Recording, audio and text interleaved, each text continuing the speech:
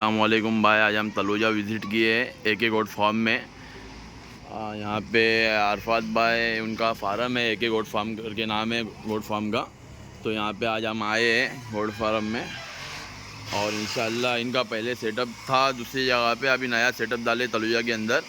और इंशाल्लाह जो माल था तो अभी तो हो गया, इनका खलास हो गया है, अभी नया इंशाल्लाह माल आ गया और सेटअप तो बन चुका है इनका। अगर इनसे कुछ अगर पलाई वगैरह पे तुम्हारे को बकरे वगैरह देना है तो इनका मैं नंबर देता हूँ, तो उस नंबर पे तुम कांटेक्ट कर सकते हैं भाई। ये देखिए इनका सेटअप बन रहा है, अभी अभी अभी नया सेटअप डाले इन लोग ने।